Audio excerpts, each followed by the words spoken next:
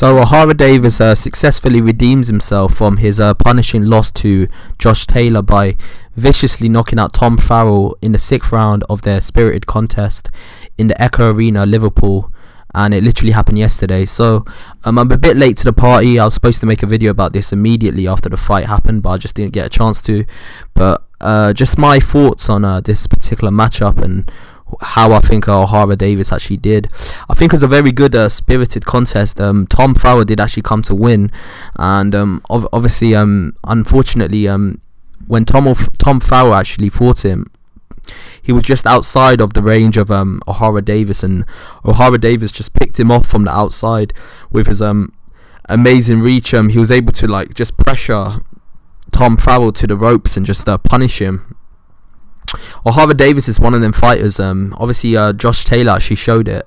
If you can't fight OHARA Davies either completely on the outside or completely in the inside, with a fighter with the sort of reach that OHARA Davies has, you have to get inside on him so that you negate the advantage, that physical advantage that you may have over you, which is more than likely going to be his reach.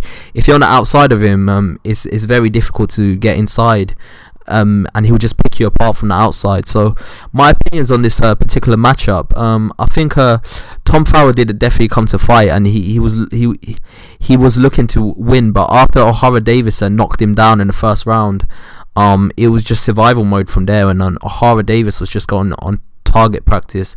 He knocked Tom Farrell's head back numerous times with his right hand. He pushed him back towards the ropes, and he just kept pressuring him.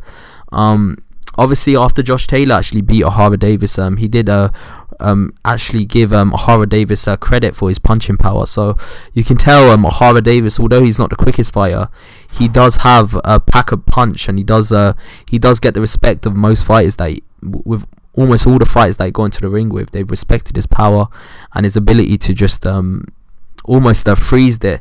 He freezes his opponents with his power, because his power shocks them, and it sort of puts them in a state of high alert where they're scared to come out of their shell.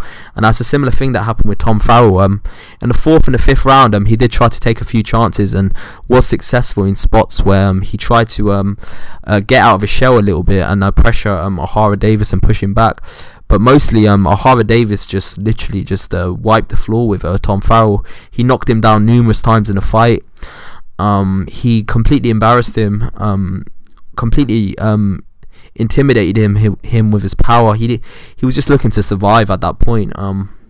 So my opinion on this, on OHARA Davies, I think it was a successful comeback.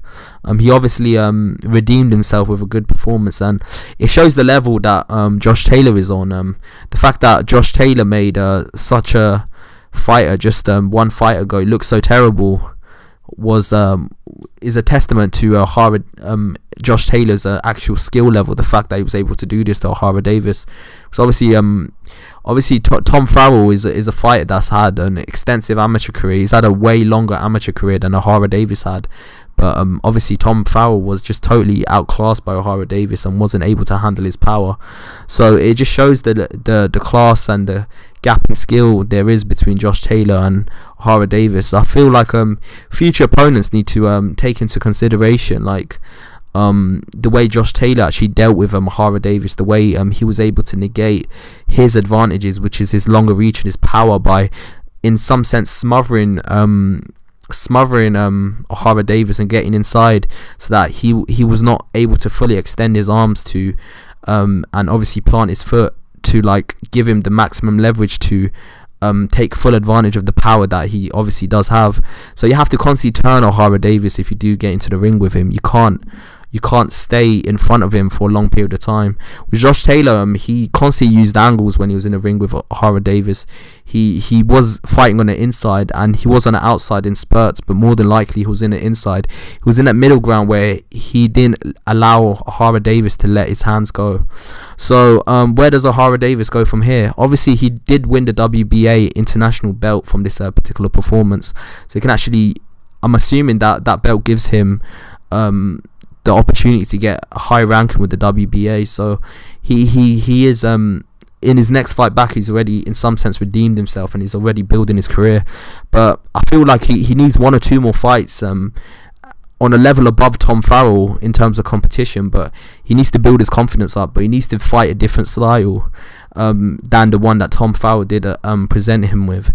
Tom Farrell was very similar to the other 15 opponents that OHARA Davies did get into the ring with. Similar in the sense that when they tasted OHARA Davies's power, they just went into a shell and they weren't willing to fight back.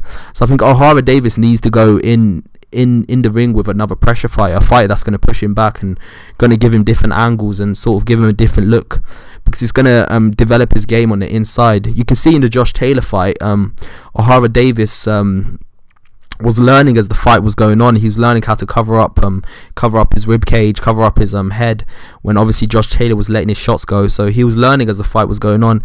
If you can get OHARA Davies in with another pressure fighter who's a journeyman, it may allow OHARA Davies to develop that side of his game.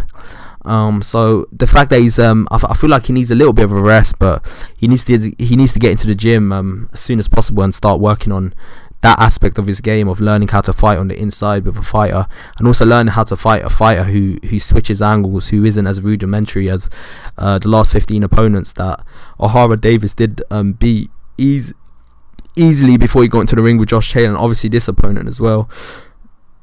So I think in terms of like the elite level competition that's in his weight class, obviously Terence Crawford is going to go up in weight to 147 and fight the top fighters there, so like the Keith Thurmans and the Errol Spence. So some sense, when he does vacate them particular titles, it's going to leave the window open for another fighter to take that spot. Obviously Julius Ondongo may still be in that weight class, and he may fight whoever's left who's going to fight for them belts. But when them belts are vacated, it gives an opportunity for OHARA Davies to possibly put himself in a path to win one of them belts. And at this moment in time, obviously Josh Taylor's is levels above OHARA Davies, but there may be potential that they may meet in the future. So that's just my fleeting thoughts on this particular matchup and where I think OHARA Davies's career is going to go from here.